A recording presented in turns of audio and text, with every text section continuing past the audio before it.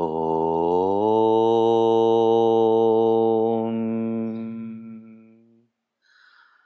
Sadashivasamarambham Shankaracharya Madhyamam Asmadacharya Paryantam Vande Guru Paramparam Samasta Jana Kalyani Niratam Karunamayam Namami Chinmayam Devam Sadgurum Brahma Vidvaram Sadgurum Brahma Vidvaram.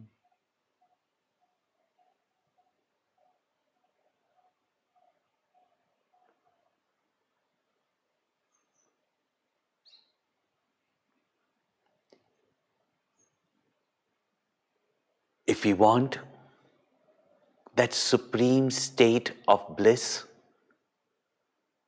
the scriptures have clearly said, be in equanimity, let the mind be in equanimity, in peace, if we want that state of infinitude. But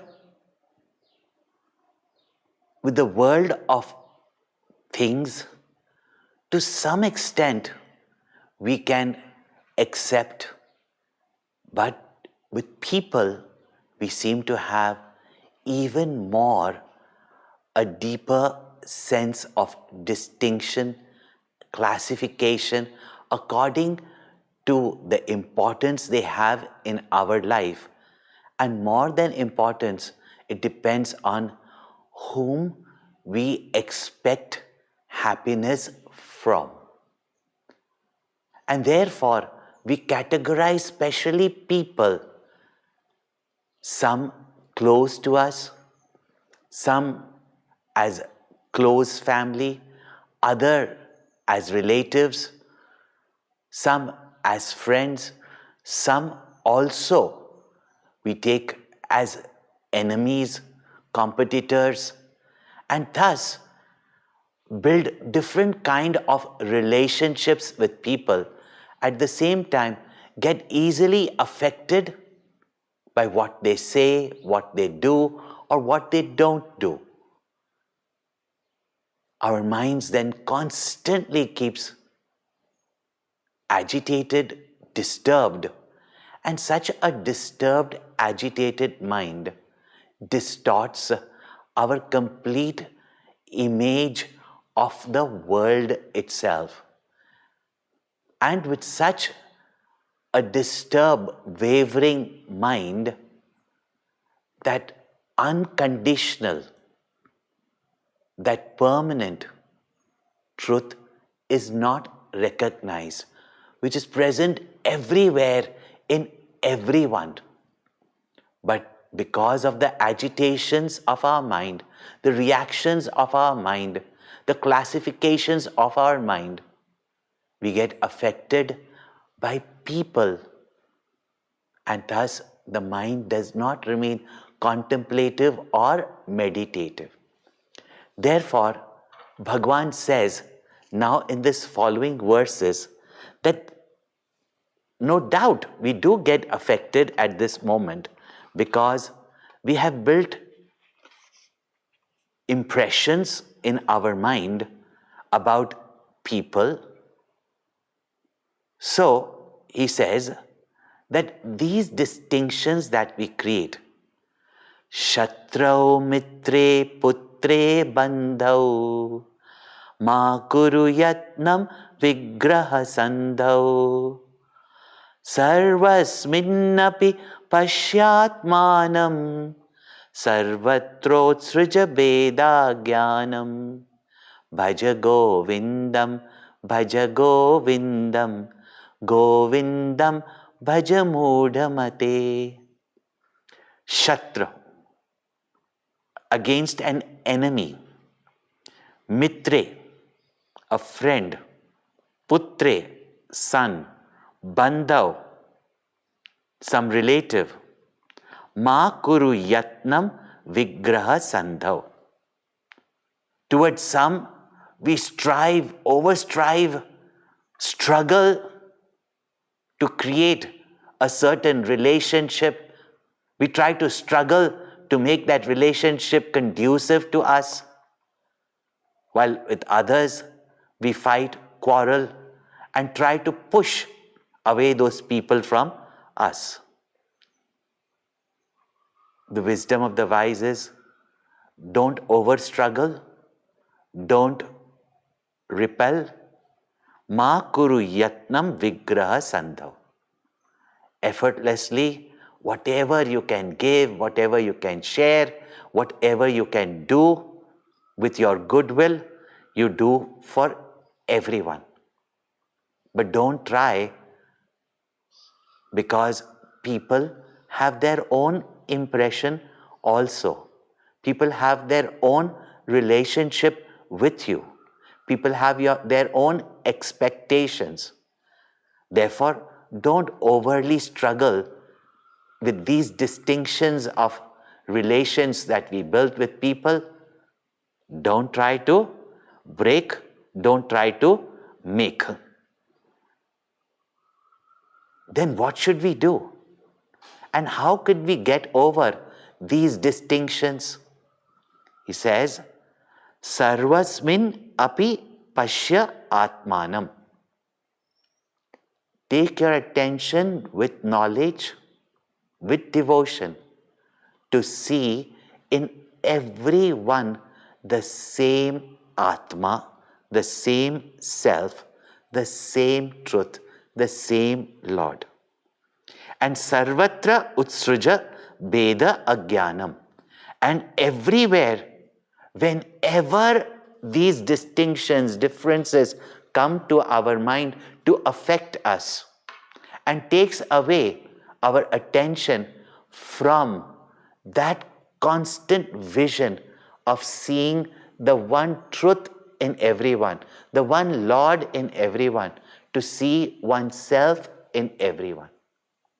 Even our transaction at the empirical level can become meaningful, as it is said even in the Dharma Shastras, in the books of righteousness. How do we treat anybody? As you would treat yourself, or as you would want to be treated yourself. This is very beautifully said in the Mahabharata. Do to others as you want to be done to you. Treat others the way you want to be treated. Behave with others as you want people to behave with you. This is how we start seeing the self in the other. At an initial level, understand, just as you have your needs, you have your emotions, you have your ideals, principles, thoughts, so also others have. As we hold on or respect our thoughts and ideals, so should we also allow others. So, even starting at this level, when we see the self in everyone, another simple way is, put yourself in the other person's shoe.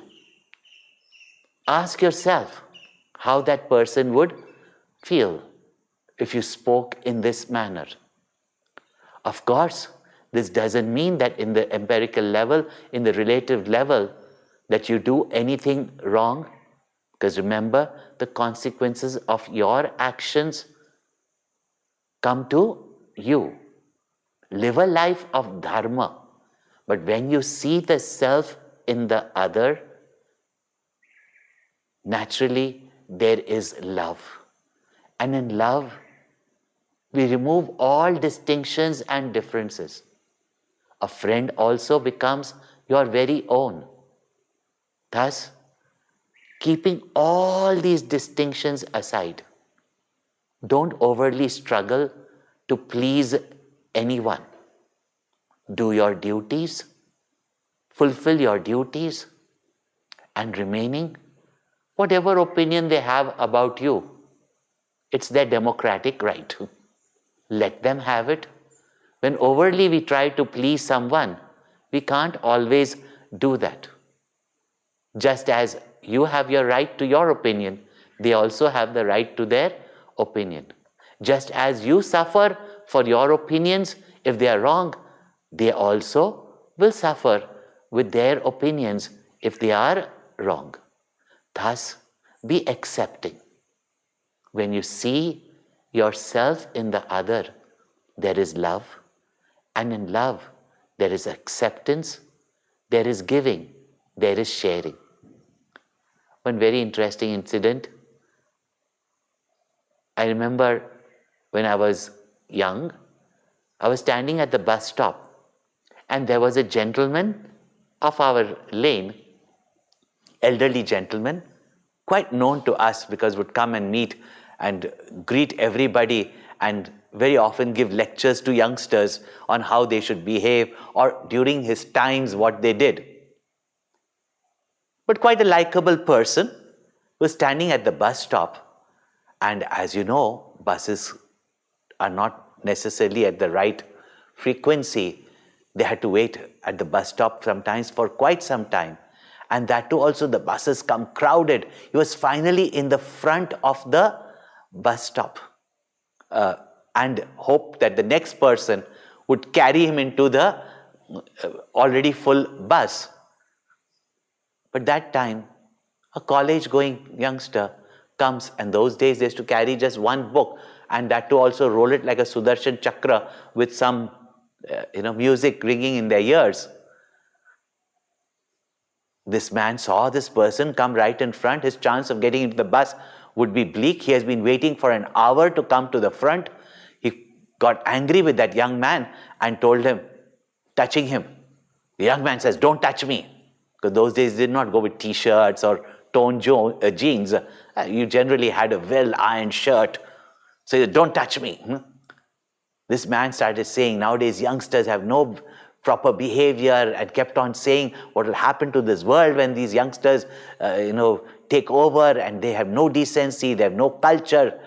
He got so angry, the youngster looked at him, shouted back at him, "Old man." He said, "You're calling me old man, old man?" He looked behind for help, but as usual, it's not your problem. Everybody turned on the other side. And others who wanted to help also, seeing these two fight like this, kept away. While they were fighting, his book fell down. The elderly man read his name, realized they had a same common surname, inquired and found out that they were related, and that too also quite closely related, but they had moved away to different cities, and therefore they had lost touch. He says, "Oh, don't you know, I'm your uncle, I'm your uncle, I'm your uncle." Now the little boy when he was a little boy, had probably seen this uncle, but doesn't remember. And now he reminds him. Now when the bus comes, who goes in the bus?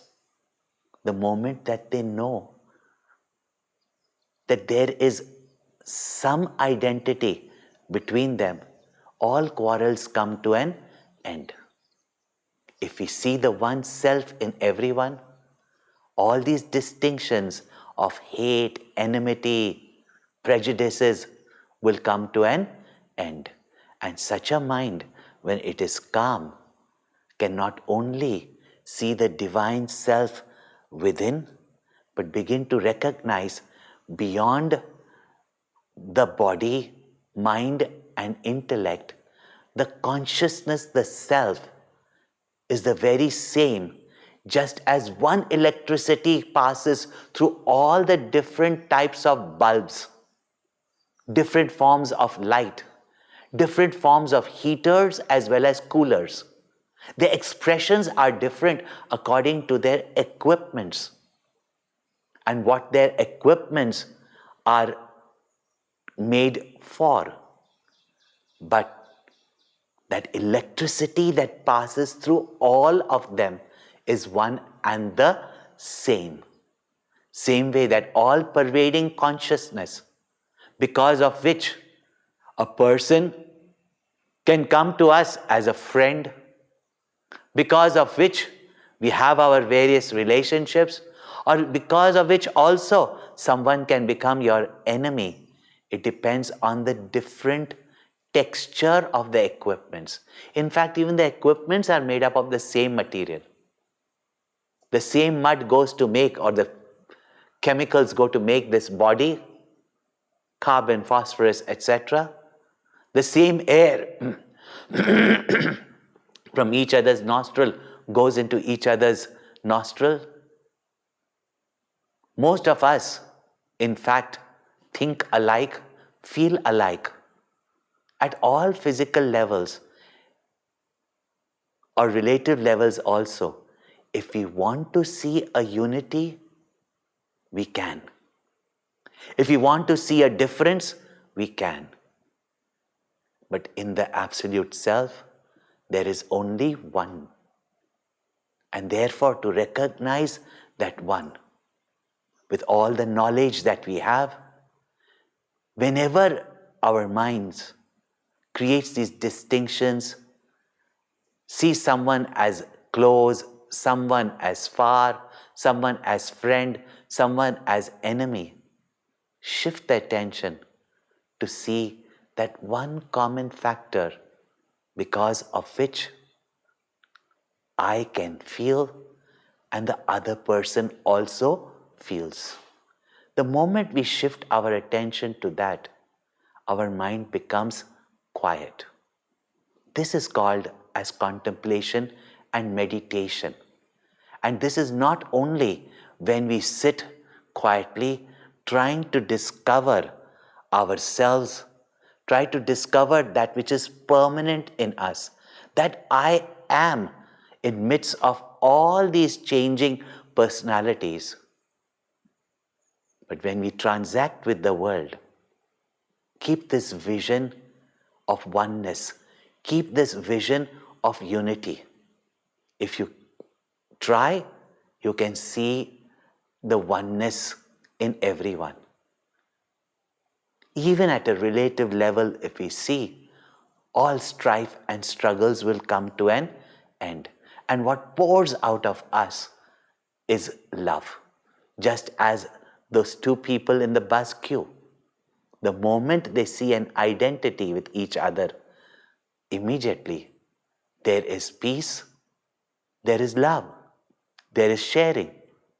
And afterwards, when the bus came, both were saying, you go, but the third person jumped into the bus and left.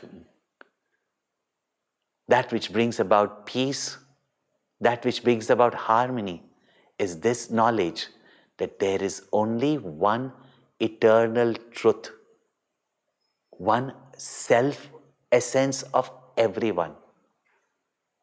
We have to just constantly remind us. And that's why all our gestures, all our practices of folding our hands and reminding us of this unity, we should never forget.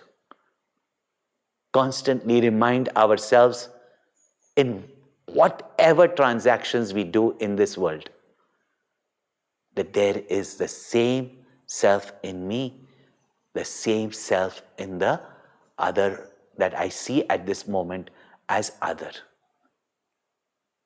Having said that, now Bhagavan Shankaracharya points out to us that how do we discover this self within us, and how our transaction with the world be the same, just as the realized master. Internally, that which creates in us all these distinctions, all these agitations, and when we see through that ever dull film of our mind, which is constantly wavering, the images that we see on the other side of the world are definitely fraught with fear, anxiety, stress, insecurities, and such a quiet mind is not available for meditation and knowledge. Therefore, what is to be achieved within to experience this self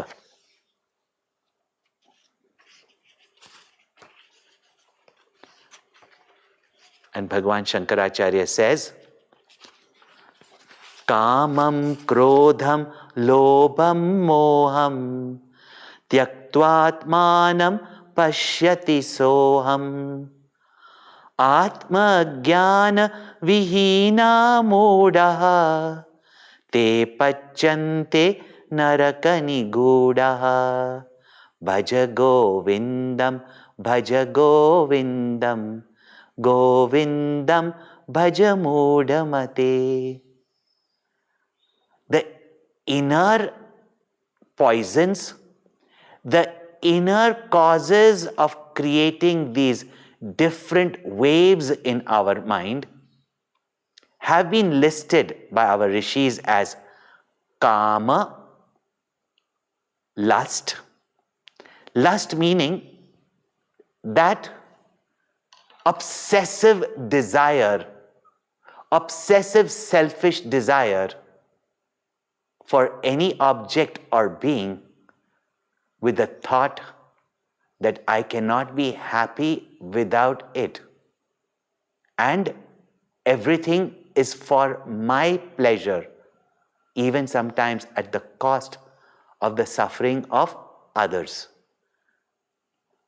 Kamam, krodham, and when lust is not fulfilled, anybody or anything that comes in the way of our expectations, our desire, we rebound on that thing and person in the form of anger. And just as lust burns you, compels you, drives you crazy to get whatever you want at all cost, same way, anger burns you, destroys the peace of your mind, and destroys the very balance of our body and harms us first before even we can harm anybody else. Lobham, greed, that unending desire which any amount we try to get is never enough. Not only with wealth and objects, but even sometimes what we expect from people. And as much as we get doesn't seem to be enough. Greed. Moham, our delusory attachments. And ahankara, ego, and matsarya, jealousy. These are considered to be the 6 toxins of the mind. And when there is toxin in our system, there is dis-ease. Disease also, as well as dis-ease. According to the ancient science of Ayurveda, it is this 6 mental toxins which are very often the cause of the disease at our physical level, as well as the malady and the disease of society.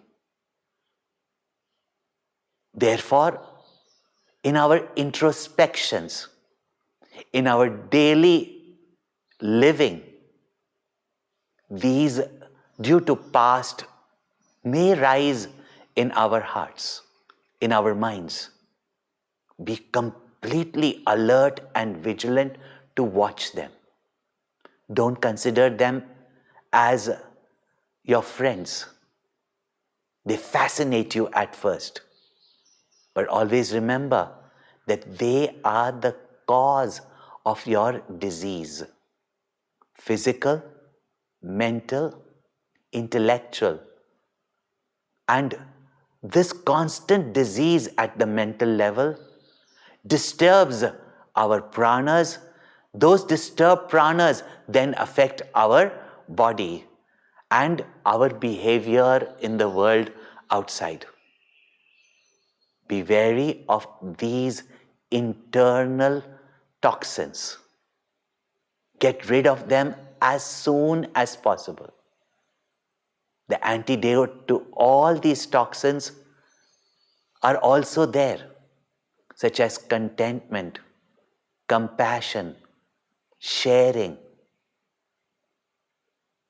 love, that makes us see beyond all delusions, likes and dislikes.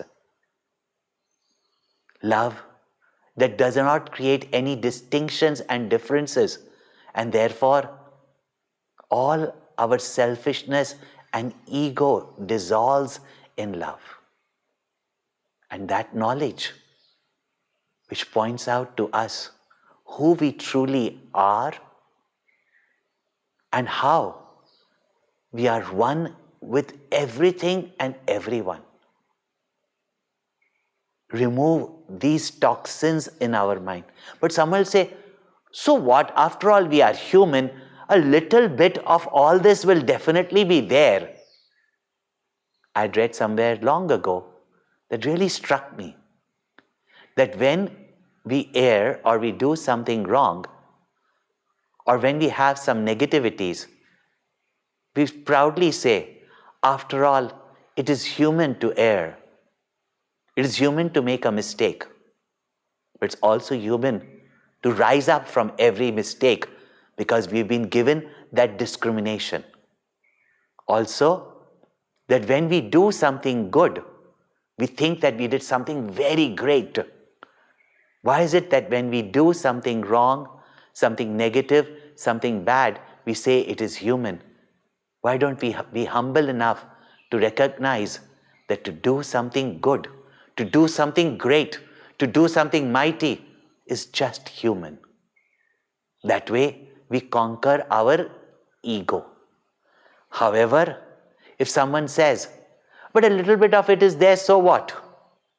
But remember, they are the cause of our suffering. Whenever you find yourself miserable or sad, look into the cause. It will be one of these 6. Kama, Krodha, Lobha, Moha, Ahankara and Matsarya. When you are stressed, when you are disturbed, you are anxious, recognize that these are the cause of it. And when the mind is calm, you recognize Saha Aham, that supreme infinite reality, that God that I worshipped outside is the very essence that I am.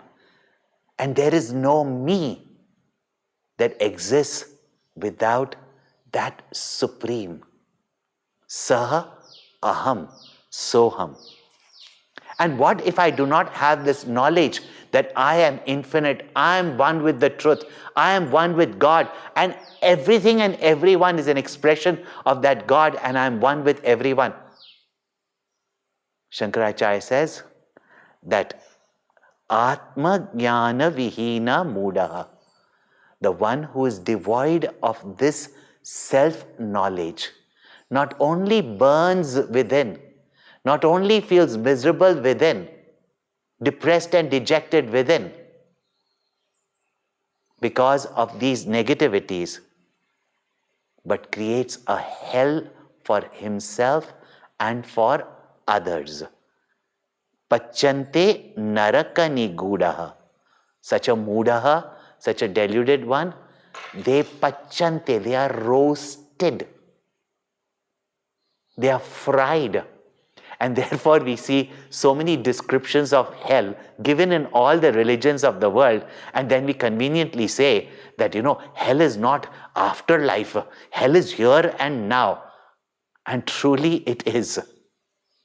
And what is here is there, what is there is also here. Because hell and heaven are states of our mind. And we carry our mind from place to place, from body to body, from world to worlds. Te pachante narakani gudaha. In the deepest, darkest hell, they suffer. And that hell is within. There are people who in the midst of all difficulties and challenges, difficulties, problems, they create a heaven in hell. And there are others who in the heaven of things create a hell for themselves. Somebody asked Bhagwan Shankaracharya, Ko vasti narakaha? Where or what is hell? And he says, one who resides attached to this body. And descriptions of hells are what? That there is places where there is fire, there is heat, there is extremities, there is smoke, there is darkness. And some descriptions are quite gruesome, that there is river of blood and pus. But when you look into this body, everything is present. And not seeing that infinite blissful consciousness, we reside in hell. So these people remain in hell. Therefore, quickly gain this knowledge.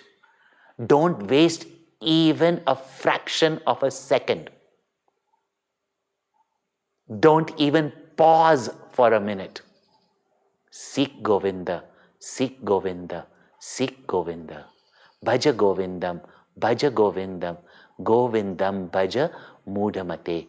And free yourself from the suffering, from this hell. Om Purnamada Purnamidam Purnat Purnamudachyate Purnasya Purnamadaya Purnameva Vashishyate. Om Shanti Shanti Shanti. Harihi Om. Shri Gurubhyo Namaha. Harihi Om. Revel in that fullness.